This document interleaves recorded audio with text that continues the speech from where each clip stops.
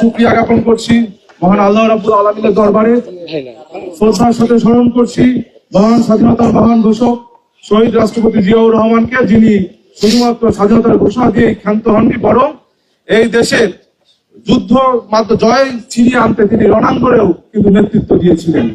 কৃতজ্ঞতা প্রকাশ করছি গত 17 বছর যিনি অন্যায়ভাবে নিপীড়িত হয়ে কারান্তরীণ হয়েছে, কিন্তু 1 ন্যানো সেকেন্ডের জন্য বাংলাদেশের মানুষের প্রশ্নে আপোষ করেনি, সেই প্রিয় নেত্রী দেশনেত্রী বেগম খালেদা জিয়াকে শ্রদ্ধার সাথে কৃতজ্ঞতা জানাচ্ছি আমাদের বিএনপির ভারপ্রাপ্ত চেয়ারম্যান, বাংলাদেশ জাতীয়তাবাদী ছাত্রদলের সাংগঠনিক অভিভাবক জনাব তারেক রহমানকে, এবং আমি কৃতজ্ঞতা জানাচ্ছি বাংলাদেশ জাতীয়তাবাদী ছাত্রদল কেন্দ্রীয় সংসদকে, যারা সম্পূর্ণ গণতান্ত্রিক প্রক্রিয়ায় আজকে ডাকসু 2025-এর পূর্ণ প্যানেল ঘোষণা করেছে। তাদেরকে আমি শ্রদ্ধার সাথে স্মরণ করছি। আপনারা জানেন যে ডাকসুতে 28টি পদ, এই 28টি পদের পরিবর্তে 400-র অধিক যোগ্য প্রার্থী কিন্তু আমাদের বাংলাদেশ জাতীয়তাবাদী ছাত্রদলের ছিল, যারা গত 17 বছর নিজের ক্যারিয়ারকে বিসর্জন দিয়ে রাষ্ট্রের প্রশ্নে আপোষহীন থেকেছে। আমি আমার সেই সকল বড় ভাই, ছোট ভাই, সহযোদ্ধা সকলকে কৃতজ্ঞতা জানাচ্ছি।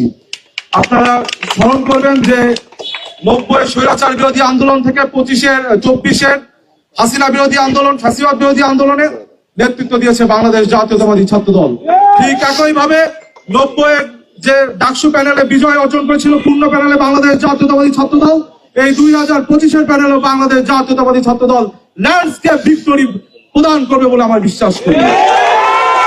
ঢাকা বিশ্ববিদ্যালয়ের শিক্ষার্থীদেরকে আমি আহ্বান জানাবো, we 28 people are not above you, we are those who are among you, dear friends. আমরা আপনাদের সাথে আছি, আপনাদের সমর্থন নিয়ে একটি গণতান্ত্রিক বাংলাদেশ উপহার দেব, এবং ঢাকা বিশ্ববিদ্যালয়ের সার্বিক পরিস্থিতি উন্নতির জন্য শিক্ষার্থীরা তাদের 5টি মৌলিক অধিকার যেন এই শিক্ষা জীবনে স্বাচ্ছন্দ্য উপভোগ করতে পারে সেটি নিশ্চিত করব। সবাইকে ধন্যবাদ। বাংলাদেশ জাতীয়তাবাদী ছাত্রদল।